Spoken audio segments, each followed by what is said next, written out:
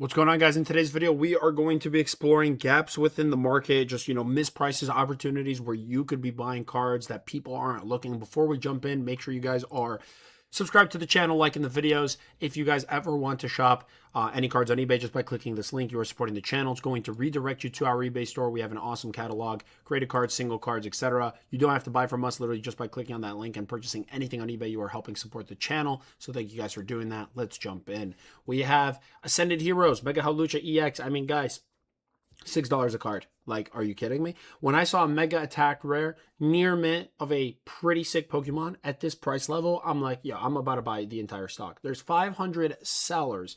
And effectively what that's doing is it's bringing the prices down. It is preventing them from going up. But, this is what I like to call the accumulation period, where I take a look on the 1 year chart. I'm like, hang on, $18 card down to $5, $6 range. Absolutely crazy. The sell-through is insane. Over the last year, we've had 5,000 copies of this card sell. It is just a screaming buy.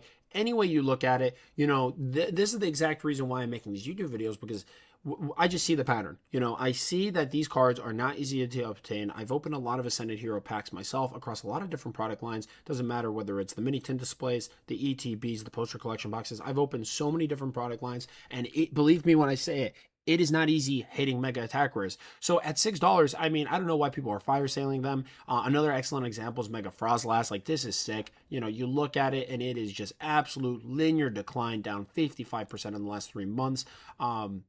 $22 card down to an $8 card. These are the moments where you should feel very confident about buying. Now, if the same thing was happening to a stock, if you had a stock trading at, $20 a share and now it is down to $8 a share, or let's say it was $13 to $15 a share, now it's down to $5 a share, you probably would be selling that, right? But with Pokemon cards, it's a little bit different, because as time goes on, you know that they are not printing more of them. You could always issue more shares. You can't be printing infinite amount of Ascended Heroes. At some point, the Pokemon company recognizes, hey, let's respect the collecting community. Let's move on. Let's just make a new shiny set that people are going to want to buy. We don't need to reprint the same thing 100 times over and over again. Now, of course, reprints are important for the hobby. Prismatic Evolutions, Test and Rivals just came through, but they don't happen as often, because the Pokemon company, effectively, what they could do is they could just keep creating new sets. And honestly, they're probably making more money doing that than just reprinting the same thing over and over again. Mega Diancie, another very, very obvious Mega Attack Rare. Not nearly as popular of a Pokemon, but at this price level, you really can't beat it. I mean, down the line, Ascended Heroes is just down. But what's fascinating is Ascended Heroes sealed product, it is not down at the same rate. So this just presents a really, really unique buying opportunity where you have a lot of excess supply on the market, preventing the prices from going up. Really good opportunity to be buying. And the best comparison I could give you guys before we shift focus into something else, I wanted to spend the first half of the video just discussing these Mega Attack Rares, because I like to use the Mega Gengar, or let's say the absolute best one, as a comparison. Now, even something like the Mega Gengar is down. If we go to the 1 year chart, this one, for whatever reason, has just had absolute crazy price swings. 110 down to 50, back to 100, back to 50. Like, this one's all over the place. But if we go, let's say, to a more modest 3 months, we're down 37%. Past month, not as much. So let's study this one really quick. In May, before summer here went into full effect, $100 card, and it's just been a linear decline, coming up on nearly down 40%. So it seems like the Mega Attack Rares are struggling, but the fact remains that the Gengar is still a $60 card. So now I ask myself the question, okay, if I have $60 here, would I want 1 Mega Gengar or 10 Mega Hawluchas? Now, as a collector, why do I need 10 Mega Hawluchas? But I'm not buying these as a collector. I'd be buying these as an investment and for future price appreciation. My gut's telling me, hey, I think I'm better off with 10 Mega Hawlucha than 1 Gengar. Reason being is, with 10 extra copies, the business side of me thinks, hey, I could sell them as raw. I could grade them. There's just so many more things you could do with that extra quantity. And the fact remains that there's still all Mega Attack Rares. Sure, the Gengar is going to be way easier to sell, but as a business, you want to have a good stock of inventory. As an investor, you want to have excess supply as well. It's difficult to call yourself an investor if you just have 1 EX collection. Okay, I wouldn't call yourself an investor then if you have just, kept 1 EX box, or maybe you have 2 ETBs and you're calling yourself, that's not an investor. You're just a collector at that point. If you want to make the shift from collector to investor, you need quantity of units. Okay, the minute you start buying cases, when you have 10 ETBs, 20 ETBs, 100 ETBs, freebies. Then you are shifting from a collector to an investor, and then that is where you are actually benefiting from the growth of the individual sealed product because you can multiply it by the number of units that you have. And some people, they just have a few sealed products, few cards here and there. Over time, their collection appreciates in value. That's fantastic. But at the end of the day, they're still a collector. They have zero desire to make money. But here in this video specifically, we are exploring best opportunities to actually be making money. And that is where I want to shift everyone's focus to the Scarlet Violet base set here. Corrida and EX, this is a top tier set, historic set. I've said it many times before. Scarlet Violet is the introduction of gray border Pokemon cards. You really don't get much better than this. Gray border Pokemon cards is 2023. It's out of print. The boxes are still really, really cheap. These are the absolute rarest cards. Nobody really cares about them now. But over time, that sentiment will change, and this $20 card will become a $50 card. And when that happens, the sealed product, the boxes are no longer $250, $300, but instead they're going to be $400, $500, $600 a box. Okay, and when that happens, that is the moments when you sell. During these prices where kind of nothing's going on, these are the moments where you penetrate the market. These are the moments where we find these gaps, you capitalize. Another excellent example here is the Maridon. I mean, top tier special illustration rare, $30. It hasn't really done anything in price. Past year, it's up 17%, which is kind of negligent. The people like to compare these kind of like price swings. You need to take into account that if over the course of the year you're up 17% and now you list this card and you sell it on eBay, you're paying 15% fees. Like, you really haven't made anything off of the growth unless you do an in-person sale. But then again, that requires more time. So, take those considerations of percent changes with a grain of salt. But needless to say, at these price levels, I look at the singles and it just presents such a unique opportunity to really build up positions, have good stock over the long haul. And again, if you guys are interested in buying any of these cards, I personally recommend buying them on eBay so you know exactly what you're buying. A lot of times sellers can list this stuff as like near mint,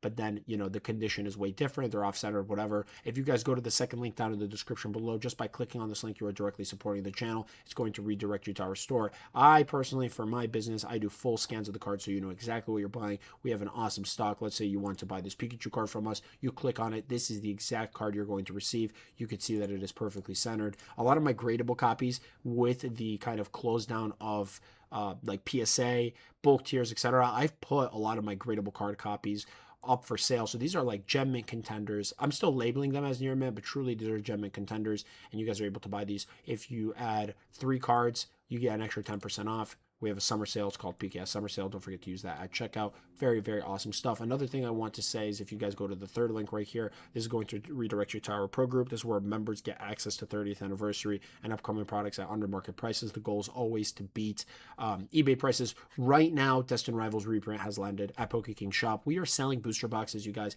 at 40% off of all-time highs. I have investors. I have people who are going to make a lot of money buying these products from us. Doesn't matter which tier you're in. Elite gets a slight discount on all products because they are paying a higher membership price. So again, just keeping in mind how much money you're going to spend. A lot of you guys, if you want the all-time lowest price, join Elite. If not, if you know you don't spend too much money, join Starter. You only get charged if you get accepted, but I highly, highly recommend joining the pro group because I'm going to be cutting off all submissions.